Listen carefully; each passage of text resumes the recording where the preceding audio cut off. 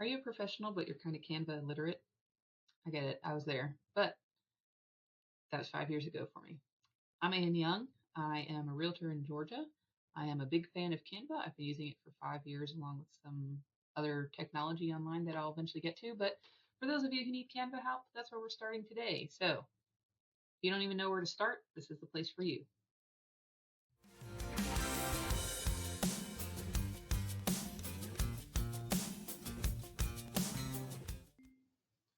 Okay, so let's jump in with making your brand kit in Canva.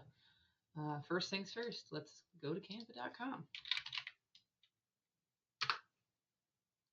So if you've never logged into Canva before, it's going to tell you to log in or create a username. You either can log in with Google or one of their suggested ways of doing it, or just use an email and create a password.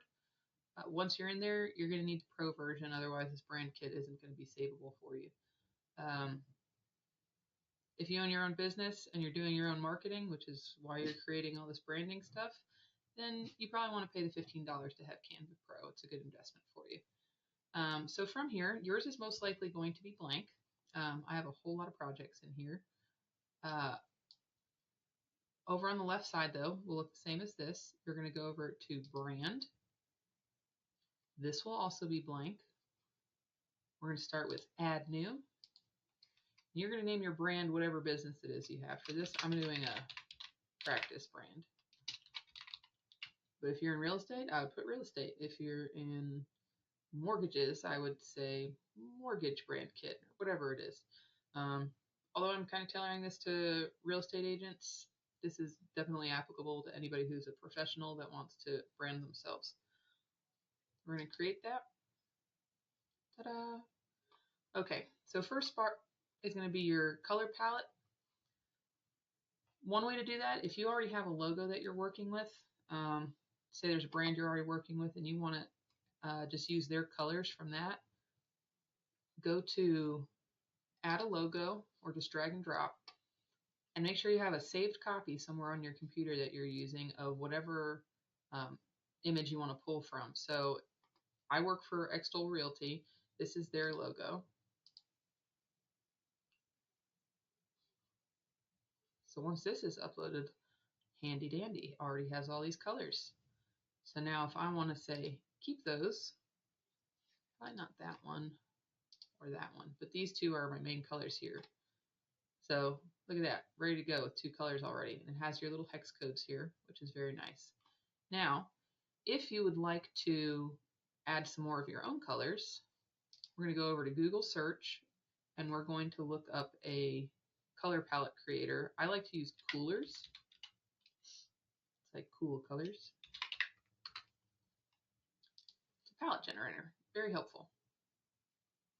Start the generator. From here we have lots of colors. What I'm going to do first though is, since you've already picked these colors out, I'm going to go and edit these. Okay, and then I'm going to lock it so that doesn't get changed. And then I'm going to put in this red here. It's going to be 7. See, handy dandy red is there already. Going to lock that. Now from here, if you want to get just random colors, you can hit your space bar and it's going to change these colors to a palette that it thinks is complementary to these. That's pretty okay. You can just keep hitting it now until you see colors that you like. Now, you don't need 3 personalized colors to here, so I'd probably get rid of one of these. Let's get rid of there. And so we're going to keep hitting spacebar now, and then you can see 2. You're definitely going to want one that's a lighter color. I like having something as close to white as possible, just because it's always good to have contrast. So black and white, depending on what kind of designs you make, sometimes you need black, sometimes you need white, and if it's already included in your color palette, it makes it a lot easier for everything to match. So we're going to lock that as well. This silver's okay. It's a little bit boring, so I'm going to hit spacebar again until it comes up with something else. Steel blue, I like that. All right, so I don't really have to lock it, but from here now, I'm going to go back over to add in my new colors that I found. 4D, 7E, A8,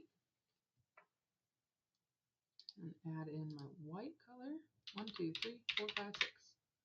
Super duper. There, now we have this lovely little color palette. Now if you don't have a logo you're pulling from, you can come over here and just choose whatever colors you want. If you only want to use, say, one of these colors, like you only want to use the red, you can change this color out. But I think it's a good place to start if you have brokerage colors or a brand color that you're already supposed to be associating with. Find those colors in here. If those are the only colors you want to use, you can do that. If you want to add in your own colors, come over to this color generator and it can help you find some complementary colors. Cool beans. Now, okay, I'd probably go in and change this to being your actual color palette. I'm going to go ahead and delete this one. Delete, yes. So then you're just left with one. You don't want to be messing with too many palettes on there. The next part here is going to be our fonts. So we're going to go back over to Google. We're going to be looking up some font combinations so we don't have to create our own. But if you have fonts that you already like, if your brokerage has fonts they want you to use, you just plug them right in there, you're ready to go. If you want to mess around on your own and find some font combinations you like, you can also do that. If you want the simplest way to not reinvent the wheel, you can come over, search Canva font combinations. I like going to images so you can see everything real quickly. But again, however you feel like searching it, don't reinvent the wheel. Find some combinations that are already good looking. Tons of them, right? So I'm just going to go in here and we're going to grab this guy here, Legior Serif and Railway. So now over in Canva, they have title, subtitle, heading, all these things already laid out for you. You just go in here, you're going to type in that font that we found. Start typing it and the name should pop up, Legior Serif. And I'm going to use this kind of fancy font for the title and the headings. And then the remainder I'm going to do, let's see, Railway is what they recommended.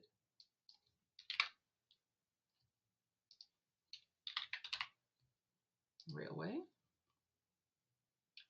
And see, it automatically changes your font size depending on what it is. So you just need to go in and pick your fonts for things.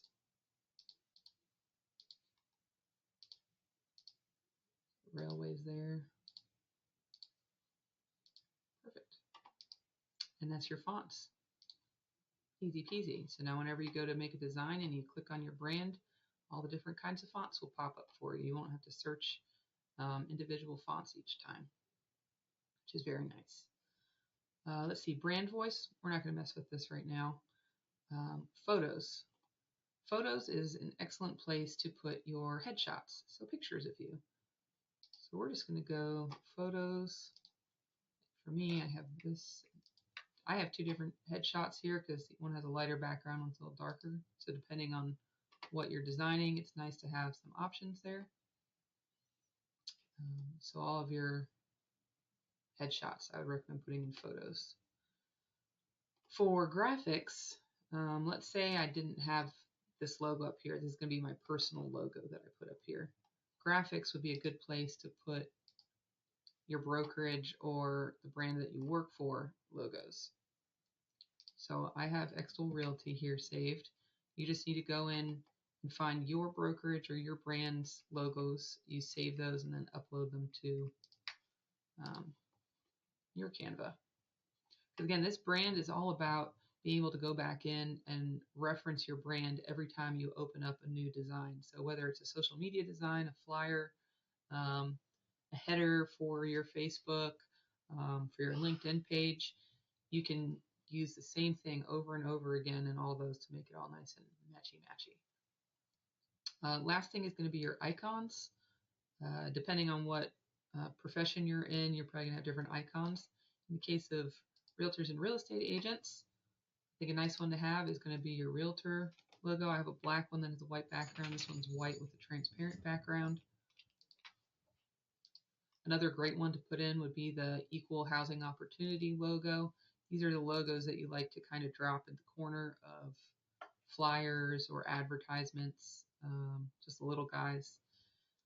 Whereas like your logos are going to be your bigger graphics. But at the end of the day, I mean, however you want to organize this is up to you. I'm showing you where things are on here and what's available to add in. And also, if you were to put everything into graphics, if you had 50 files in graphics for some reason, you'd be having to sort through these logos to get to these icons to get to your headshots. So it's nice that they're just laid out nice and organized for you. So that's really it then for setting up your brand kit. Next time around, we're going to create our own little personalized logos using our brand kit. So it can be as simple as just your name in the correct colors and fonts, making it in your different colors, but then having them all here so that when you create designs, you're not having to go and edit your logo every time that you create a design. Or we can figure out how to make a more complex one. Again, it depends on what your profession is, how complex you want it to be, or you just have to play around with it a little bit. But anyway, next time, create your own logo. So be sure you subscribe so you know when that next video is going to be. Leave any questions you have in the comments, or feel free to message me. And I'd love some ideas for what else you would like to see in Canva. I'd love to help everybody with their Canva literacy where I can. Have a good one.